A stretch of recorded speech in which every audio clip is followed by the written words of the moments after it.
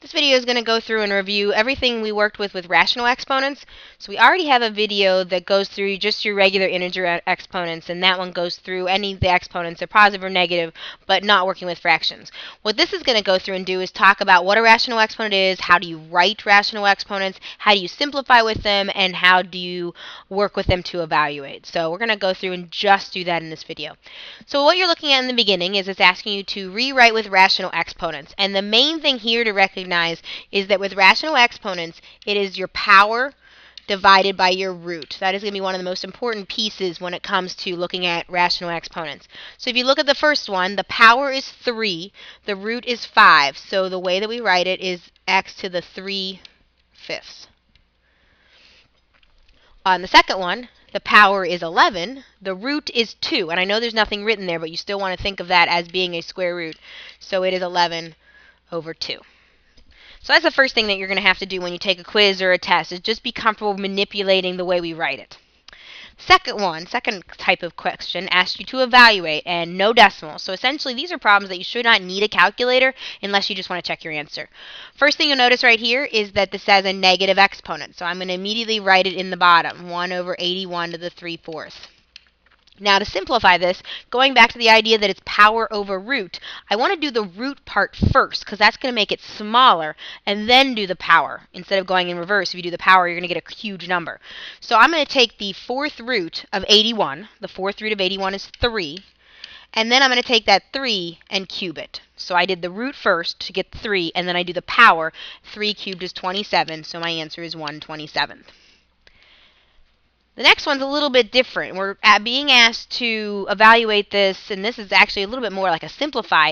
We do not want decimals. And what you want to think about with these is you're not allowed to have a radical in the bottom. So if you look in the bottom, unless that's a perfect cube, which it's not, we can't leave it like that. So what I'm going to do is I need to get this to be a perfect cube. So if you think about your perfect cubes, you have like 1 cubed, 2 cubed, 3 cubed, 4 cubed, 5 cubed, and so on and so on.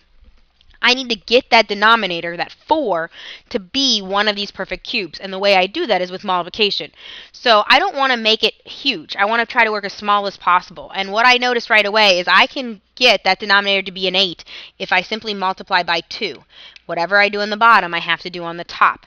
So now what I have is I have a cube root of 6 over a cube root of 8. That is a perfect cube on the bottom. The top, you're never going to be able to simplify. 6 is not a perfect cube, nor does it have any perfect cube factors. So you're going to leave it. The bottom, however, we can write as a 2 because the cube root of 8 is 2. So it's kind of the idea of like rationalizing when we work with square roots, the idea that we have to do some manipulation to get it to no longer have a radical in the bottom. But sometimes you're not multiplying by anything that big to get it to be a perfect, in this case, cube. The next slide is looking more with exponent rules and looking at rewriting and using exponent rules. So a lot of what you would have done in the last video, but now we're looking at exponents that are fractions. The first one, when we simplify it, instead of leaving it as is, I'm going to switch it to exponent notation. So I'm going to rewrite the first one as x to the 2/3. And I'm going to rewrite the second one as x to the 1/6. So again, keeping in mind power divided by root. Once I do that, now I'm just going to go to my basic exponent rules. When the bases are multiplied, you add the exponents. So we have to add 2/3 plus 1/6. You can definitely use a calculator to do this. If you want to do it in your head, you get a common denominator. You get 5/6. So your answer is x to the 5/6 power. You could also write your answer back in radicals. You could write your answer as x to the 5th power to the 6th root. Both would be acceptable. But the biggest thing is in the very beginning, you want to write it with fraction exponents and not leave it with radicals. Second one, we're going to reduce the fraction first. So 5 over 15 should reduce to 1/3. Then we're going to do one variable at a time. So I'm going to start with the x's. When I divide, I want to subtract exponents. So I'm going to take 3/2 minus 1/4. And again, you're welcome to use a calculator to figure this out. If you want to do it in your head, that would be 6/4 minus 1/4. Which is 5/4. It is positive, so it belongs in the numerator.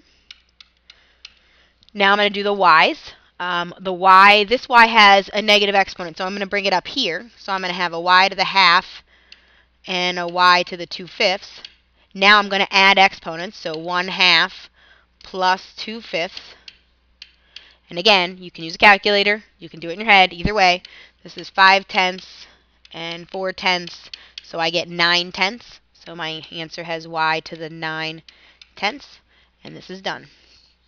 You do not have to write the 1 like I did. You could just put that x to the 5/4, y to the 9/10 all over 3.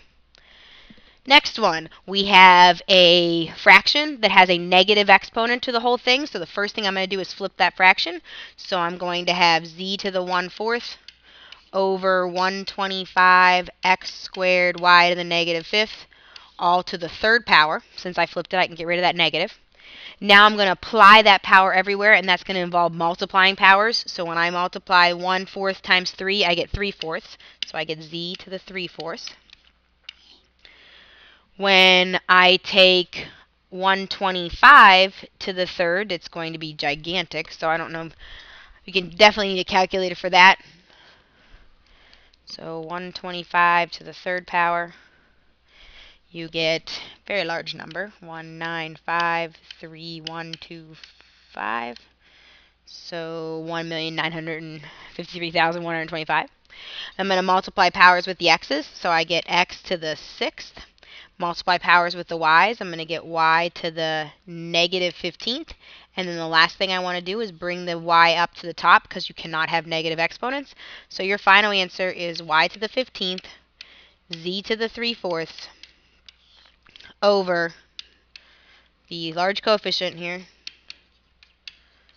x to the 6th. When you finish these problems, a good thing to look at when you're done is make sure that none of your answers are left with negative exponents. That just means you forgot to move a piece. Also, make sure that you don't have a variable showing up more than once. If you have an x in one place and an x in another place in the same problem, that means you forgot to combine those using exponent rules. So you want to look at things like that. Also, make sure that you apply the exponent to the number, not just the variable. So you don't want to leave something as 5 cubed. You actually want to cube it out, even if it means getting a pretty large number. So this hopefully will review the beginning of rational exponents, and I will make one more video that goes through and looks at radical notation and how you simplify that to get ready for the first quiz.